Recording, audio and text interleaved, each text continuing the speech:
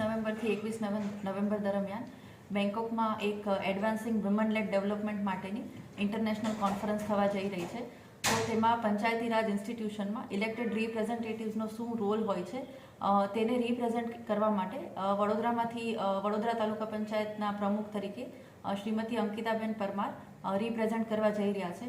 તો આ ઇવેન્ટમાં તેઓ સારી રીતે દેશને રિપ્રેઝેન્ટ કરી શકે એ માટે હું એમને શુભકામનાઓ પાઠવું છું. Thank you. ભારત સરકારના પંચાયત મિનિસ્ટ્રી દ્વારા આજે બેંકોક ખાતે જે ઇવેન્ટ યોજાનાર છે તેમાં મહિલા પ્રતિનિધિ તરીકે મારી નિમણૂક કરવામાં આવી છે.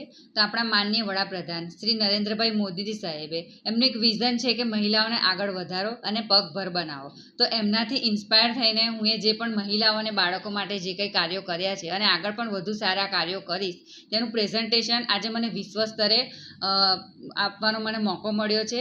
તો એ બદલ હું આપણા સાંસદ શ્રીઓનો, ધારાસભ્ય શ્રીઓનો, તાલુકા અને જિલ્લાના અધિકારી પદાધિકારી શ્રીનો ખૂબ ખૂબ આભાર વ્યક્ત કરું છું કે મને આજે ઇન્ટરનેશનલ લેવલે મને આપણા ભારત દેશને રિપ્રેઝેન્ટ કરવાનો મોકો મળ્યો છે.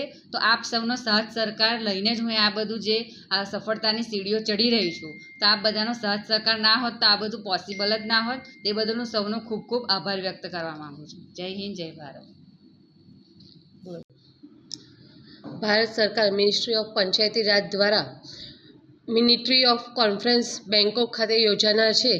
તેમાં ભારતમાંથી એકમાત્ર મહિલા પ્રતિનિધિ તરીકે ગુજરાત રાજ્યના વડોદરા જિલ્લાના વડોદરા તાલુકા પંચાયતના પ્રમુખ શ્રીમતી અંકિતાબેન પરમારની નિમણૂક થવા બદલ હું તેમને ખૂબ ખૂબ શુભેચ્છાઓ પાઠવું છું. આજે એક મહિલા પોતાના દેશનું તેમજ બીજા દેશમાં જઈને પોતાના દેશનું પ્રતિનિધિત્વ કરે છે. તે માટે હું તેમને પણ અને આપણી સરકારને પણ શુભેચ્છાઓ પાઠવું છું કે મહિલા દરેક ક્ષેત્રમાં આગળ વધી રહી છે.